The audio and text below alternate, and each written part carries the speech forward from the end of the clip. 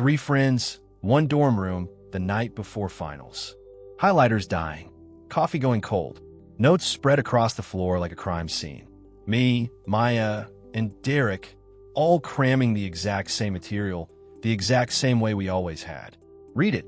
Hope it sticks. Panic. Repeat. I'd been rereading the same chapter for the fourth time, and none of it was landing.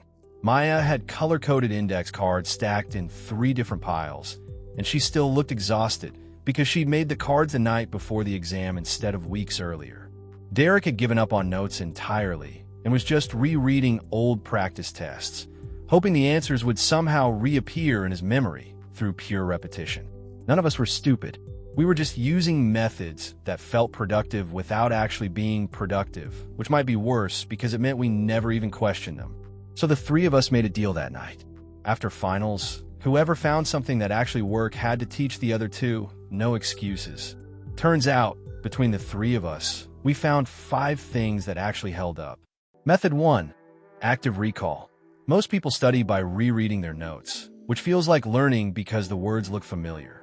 But familiar isn't the same as remembered, and your brain is very good at confusing the two.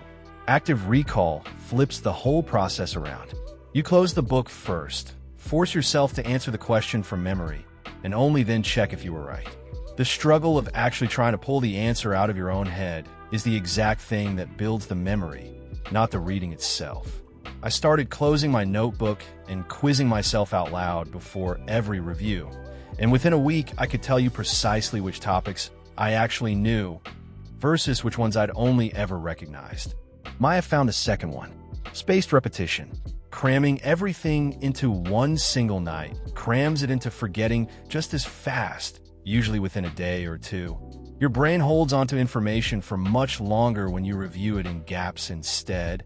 A day later, then 3 days later, then a full week later, letting yourself almost forget before you bring it back.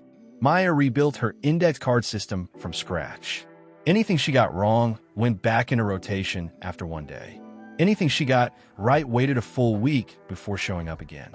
By the time the next set of exams actually arrived, she wasn't relearning anything from scratch anymore. She was just gently confirming what had already stuck. Derek's discovery was Messier in a genuinely useful way. The Feynman technique. You explain the concept out loud, to an empty room if you have to, using language simple enough that a 12-year-old could follow every word. The moment you stumble or reach for a big complicated term, just a paper over a gap, that stumble is telling you exactly where you don't actually understand the material yet. Derek tried explaining supply and demand out loud one night and got stuck 4 separate times in a single sentence. Every one of those 4 stumbles pointed straight at exactly what he needed to go back and actually study. Method 4 is interleaving, and it's the one that feels the most wrong while you're actually doing it. Instead of practicing one type of problem 50 times in a row, you deliberately mix different types together inside the same session. It feels harder in the moment because your brain can't just coast on autopilot repeating the same motion. But that extra difficulty is the entire point. It forces you to identify which method actually applies before you use it, which is precisely the skill Real exams test, and repetition alone never trains it. The 5th one is really 2 ideas working together as one system. Deliberate practice, run inside a Pomodoro timer. 25 minutes, fully focused, aimed at one specific weak spot, followed by a 5-minute break. Not the easy problems you already have cold. The one weak spot that's actually pulling your grade down every single time.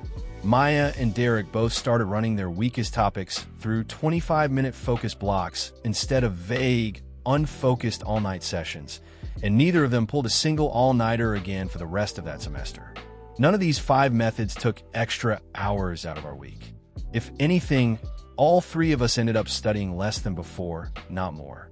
We just stopped confusing time spent with progress actually made, which turns out to be 2 very different things measured on the same clock. Active recall, spaced repetition, the Feynman technique, interleaving, and deliberate practice inside a timer. You don't need all 5 starting tonight. Pick just one, whichever sounds least like something you'd normally do, and try on the very next thing you have to learn. You'll know within a week whether it's the one that finally makes studying feel like it's actually working, instead of just something you survive.